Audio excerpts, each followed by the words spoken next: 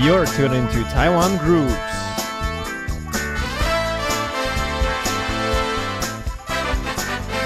Let's explore the local music scene.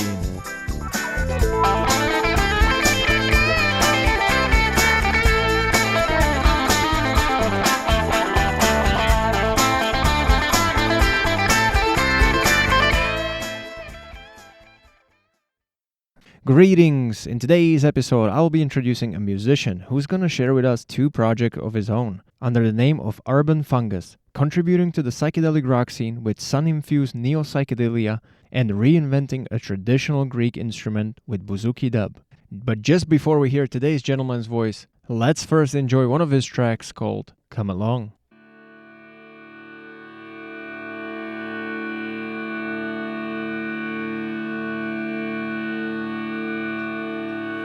Have you ever thought, yeah, that it's alright to have golden slumbers and dream all night? Have you ever stared, yeah, into the sun? It was made for you, yeah, well, everyone.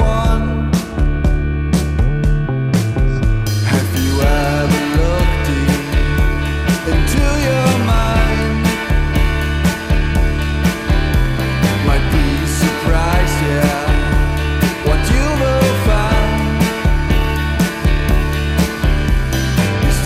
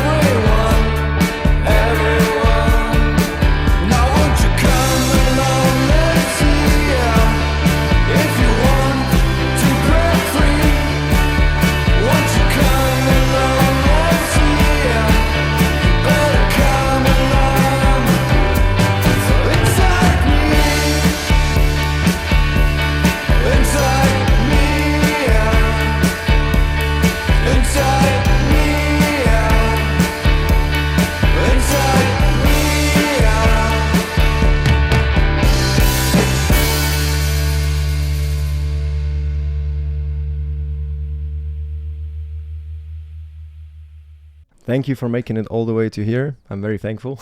Oh, it was not that far. Thank you for inviting. So, for our listeners, we got a brother from another mother, and by another mother mean Czech Republic. Yep. And we got Peter, who comes with his double project of Urban Fungus and Buzuki. Am I pronouncing it right? Yeah, Buzuki. Buzuki dub. Yeah.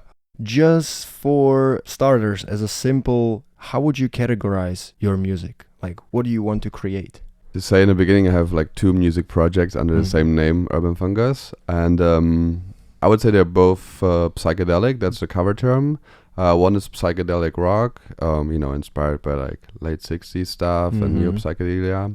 So that's more like a band project, with like traditional stuff with like drums and bass. And right. I play guitar and sing. And the other project is more like Mediterranean, Middle Eastern, Greek. Played on a traditional Greek instrument. But I'm usually collaborating with people who make beats, or I make my own like little dubby beats. So that's the other project. Very nice. But in both projects I use a lot of reverbs and delays, like effect pedals. So just make it a bit more spacey. Yeah, definitely. You need that in psychedelic rock. Yeah. You mentioned psychedelic rock, neo psychedelia from maybe 60s, 70s. Could you give me any names who are your inspiration or who shaped your music that you make today? Yeah, I think the biggest inspiration were the Beatles, like both the music and the way they approach music. And, interesting. And a bunch of other bands back then, all those classics like Doors and whatever is back there. I like the 60s like underground garage scenes from the US and the UK, the Electric Prunes and bands like that. And I also like neo psychedelic bands, or Tame Impala, Holy Drug Couple from Chile. They're awesome. Yeah, they're awesome stuff. And also Taiwan. Like Taiwan had quite some psychedelic touches, or like shoegazy psychedelic bands, like Crocodilia or Delias. UFO. Yeah. He's gonna release a new album. I've heard like tomorrow or something. It's very Motown, funky soul. It's amazing. Yeah, for neo psychedelic rock. Who do I know? Let me think. I only know Bad Liquor Pond, if you ever heard of them. No. And Dolly Rocker Movement. I think they're the bands who are no longer existent. Yeah. They were somewhere active in like 2010 or something. Yeah. But every time if I thought of the term psychedelic rock, just these 2 bands pop up in my mind and on my iPod. So yeah, there's also a bunch of bands which combine psychedelic rock and maybe world music, like Altingun, Glass Beams, I think they came to Taiwan. Say Mongdong are pretty psychedelic. Similar concept. So that's like names that inspire me. Rings a bell. I need to explore that area more because only 2 bands. All right. Now I'm just gonna go back and forth between your 2 projects. So when you said Buzuki dub, what is the instrument? Could you explain? I see you have it right here in the studio. And of course, I don't want to force you to play anything, but just to get a general sound, like, could you describe what it is, how it looks like, and why did you pick it? And how did you get to it? Oh, that's a long story, though. It's called Buzuki, and this is also quite an annoying thing because, like, every time I play somewhere, and then in the next party or bar I go, and then people's like, "Oh, what's the instrument called that you play?" This is the 100th time you have to explain. Maybe that. 1,000. So I was like, I'm gonna print on my T-shirt. No, it's a Buzuki. It's a traditional Greek instrument from. It has 3 double strings. There's also another version with 4 double strings, but the traditional one has 3 double strings, and it sounds like this.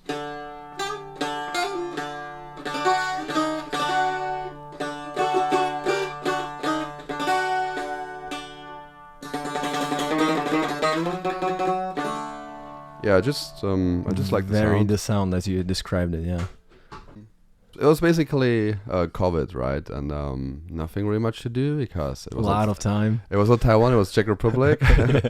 And yeah, so it was hard to play with people. And I did go to Greece though, where I like to go in summer. And I went to this like little magical island, and everybody was jamming at night with guitars and bouzouki's, which is a Greek instrument.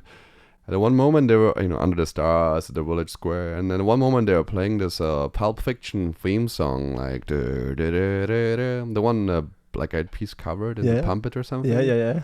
And I knew the song. It's like the 60s surf rock song by Dick Dale from the US, right? And I asked a Greek dude like, "Yo, well, why are you playing this like American song here?" Like, because like Greek people, and and he's like, "No, it's like a old Greek rebetiko song from the 20s." It's like, okay, probably. Wow. Well, what is rebetiko? So I started digging into that, and basically when there was the Greek-Turkish War in the 1920s, historically before that, millions of Greek people, they lived in Anatolia, which is Turkey today, and they never been to Greece proper. And when there was the war, they had to leave or were forced to leave. So they like escaped and maybe, lost some family members, or house got burned down, they lost their land. And I don't know what was the origin of the war. Let's not discuss about that now. But like, so basically a bunch of like Greek people who've never been to Greece arrived in Greece, but the other Greek people like, you guys just like live in the slums and the harbors.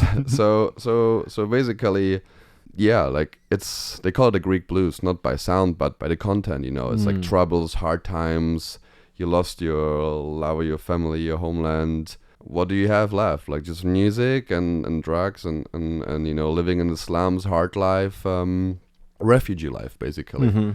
And that's how rebetiko kind of became popular. It started a bit earlier, but became popular. And the funny story is the bouzouki, as you can see, is quite long. It's maybe 1.20 meters. But they have 3 versions. They have like, this is the biggest one, then they have the smaller one, and the smallest one, it's called suras, is maybe just like 30 centimeters. Okay. Why? Because the Greek government back then, they didn't like rebetiko. They thought it sounds like too Middle Eastern or Turkish or whatever, although it's all the same, Mediterranean music. And so they were banning it actually and putting those troublemakers, those rebetes, into jail. So they made like smaller versions of the bouzouki, like the tsuras, the 30 centimeter one, so you can hide it under your coat when the cops come around, or that you can put it through the prison bars so that the prisoners can actually play. Yeah. And I don't know, I've always somehow been into Middle Eastern and like Mediterranean music and like the double string sounds. I was like, I always wanted to get a sitar, but like maybe this is my thing. And then so I got me one in Greece, where a bouzouki maker, and came home and found out, oh yeah, I don't know how to play that. I still don't know how to play it like the traditional way. So I just plugged it in through my guitar pedals with a lot of delays and reverbs, and added some dubby beats, and that's what I do on it. So if some Greek people like listen to it, they'll probably like, oh man, what is this guy doing with this instrument? But no, I feel like you're paying the tribute to the culture. Like I'm hearing there's a lot of history, and they probably don't use it in a dub way. So I feel like it's a very nice thing that you just combine one thing with their. It's like a homage, I would say, like paying tribute to them. I wouldn't take it in a bad way for sure if I were Greek. Yeah, okay. But I see it has, how many frets does it have? 24 frets. 24 frets. Okay. Because I'm thinking like when you picked this up, you played guitar initially, right? You started with guitar. So was it easy to transpose from guitar to this? Like, does it have similar tuning? No, even a guitar you can tune differently. The tuning is very different. It's a DD, AA, DD, but usually you play the strings together, so it's DAD basically. That's why it sounds so, Mediterranean, let's say. Yeah. I think the feel is quite similar. I mean, even if you haven't played guitar, you could like doodle something on it. You can try later. But what is very different is the way you play it, because it's more of a solo instrument. You go along one string, whereas the guitar has 6 strings, so you go like across the strings. Right, so you wouldn't do much rhythm with this one. You actually do. So you use the lowest double string to create a bass, and then you doodle something on the higher string, so...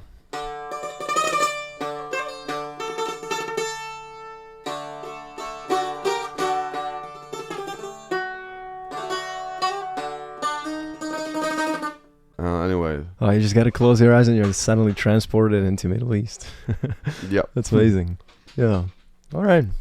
So with Urban Fungus, I saw you have published a couple of songs, and for Bouzouki Dub, you also were performing for quite a while. So another question that I would have, Urban Fungus was originally, like it started in Czech Republic. Yeah, exactly. But you spend most of your time in Taiwan now?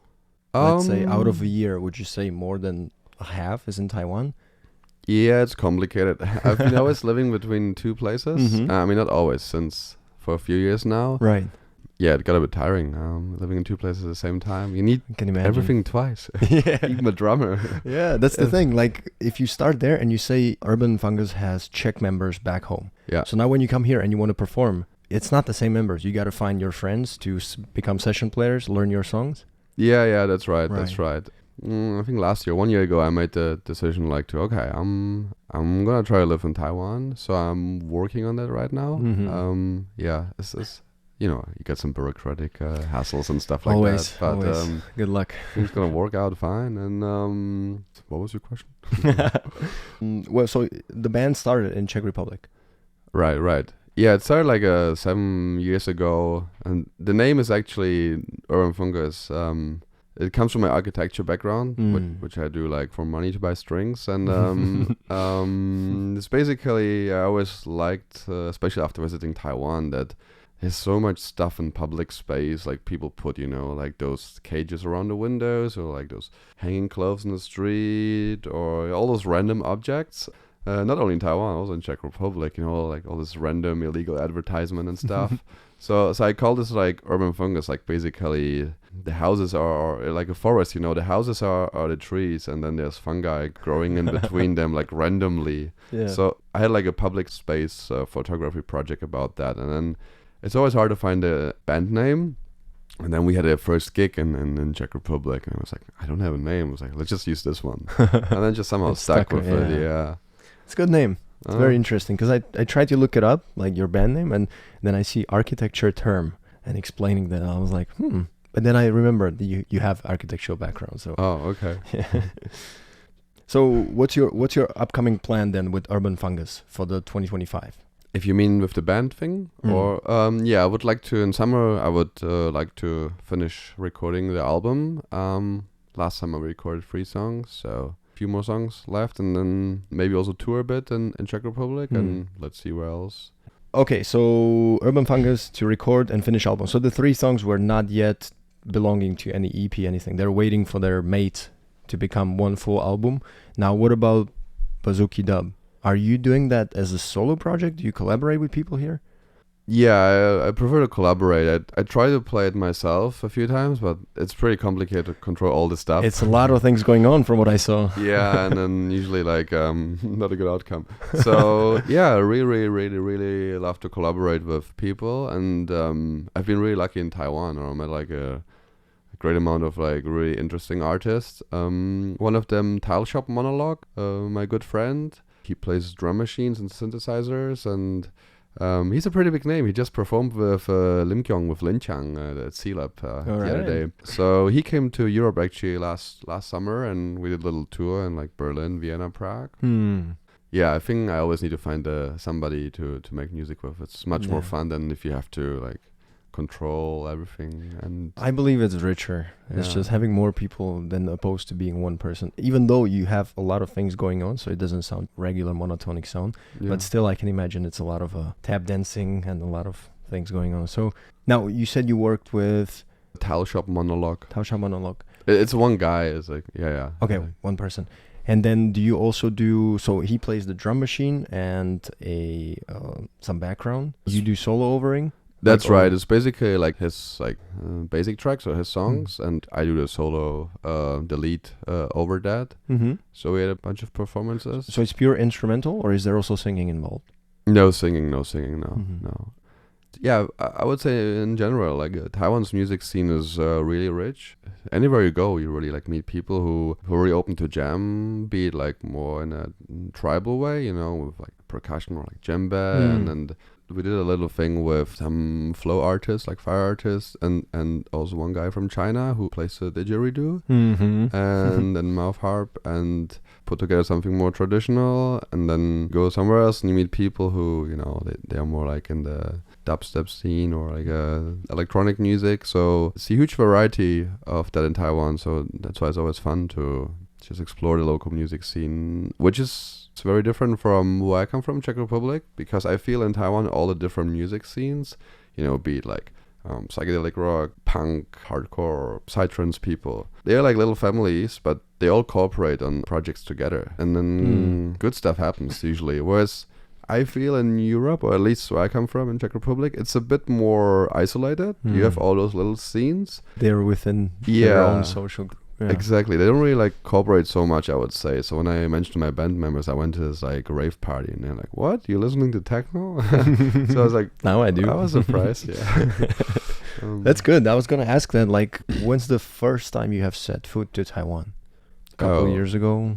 Yeah, 2014. I came for a week to have a look, like traveling, and I was like amazed by the variety of the landscape. Probably also of the culture, you know. Did you also like come in contact with some music back then, like for the 1 week? Any performance, any underground, something going on? I think just like the cicadas. And then I studied here for a year, did exchange here, and then I dipped a bit into the music scene. So do you think it has like somehow evolved, like became more ever since you first came, or like the 1 year and now? Because these styles that you have and how you collaborate, that is definitely, let's say, not pop mainstream music, right? It's more underground culture. Yeah. So do you think it's been growing? Because you said there's a whole bunch of like neo-psychedelic rock bands. And that's good, right? Because that's not what you hear in a daily. It's not what you see on the big festivals or something. Maybe some bands. But do you have the feeling that it has grown ever, like since you were here before? I'm not sure if Taiwan has like such a neo psychedelic scene, and that was more like meant internationally. But I think it grew a lot. I mean, I might be biased because I just didn't know much about it back then. I'm just discovering, right? But I feel back then it was mostly all like shoegaze or stuff like that, which I like. And I think the electronic music scene evolved greatly, since like Horner and stuff, and then since 2014, 15, and just getting more variety and everything. There's also a big punk scene now, and with free gigs just under the bridge behind your studio. Yeah. So, I'm just curious because I tend to ask this to whoever comes through, like maybe a indie musician, jazz musician, and to see how it has evolved over time. And it is indeed that Taiwan has been, as you said, that there's a whole lot of variety and has been growing because 24 million population, obviously not everybody's going to listen to the same thing. And then, as you said, that's the beauty, like how different style genres collaborate. Yeah. Because... It's good. Better things come out. Definitely. All right, so now you have recorded and released 3 songs. Could you perhaps just take one, any of your choice, and tell me what was the inspiration behind it and how you guys went on recording it? Which one do you prefer? I could start with... Holy Drug? Holy Drug? Up to you. Okay. I think the underlying concept is quite similar to all of them. Holy Drug is actually funny because I came up with it at Nan Ao Beach in Ilan. We were just there for like a birthday, just a beach getaway, and it was all rainy and like clouds and like the wind. And you have all those beautiful green mountains, right? And the clouds keep coming, and they keep kind of changing the shapes of the mountains, depending on if they're covered in clouds or not. Yeah. And then it started raining this like heavy summer rain. And like the raindrops were so massive, they were like, they looked like white little marble balls.